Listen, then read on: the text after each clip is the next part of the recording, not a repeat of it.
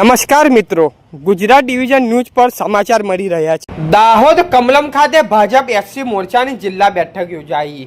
Dahod Bharatiya Janata party અનુસૂચિત જાતિ મોરચા દ્વારા દાહોદ સ્થિત કમલમ કાર્યાલય ખાતે જિલ્લા સ્તરની મહત્વપૂર્ણ બેઠકો યોજાઈ હતી। આ બેઠકમાં પૂર્વ પ્રદેશ ઉપાધ્યક્ષ નટુભાઈ પરમારની અધ્યક્ષતામાં સંગઠનાત્મક મુદ્દાઓ અને આગામી કાર્યક્રમની વિસ્તૃત ચર્ચા કરવામાં આવી હતી। નટુભાઈ પરમારે ગુજરાત સરકાર દ્વારા અનુસૂચિત જાતિના પરિવારો માટે આવક મર્યાદા રૂપિયા 2.5 લાખનું વધારીને રૂપિયા 6 લાખ કરવાનો નિર્ણયને ઐતિહાસિક ગણાવ્યો અને સરકારનો આભાર વ્યક્ત કર્યો હતો। તેમણે કાર્યકરોને આ નિર્ણયથી લાભો બુથ સ્તર સુધી પહોંચાડવામાં અપીલ કરી હતી। બેઠકમાં 6 એપ્રિલ ભાજપના સ્થાપના દિવસ અને 14 એપ્રિલ ડૉક્ટર બાબા સાહેબ આંબેડકરની જન્મ જયંતિ ઉજવણી અંગે માર્ગદર્શન આપવામાં આવ્યું હતું।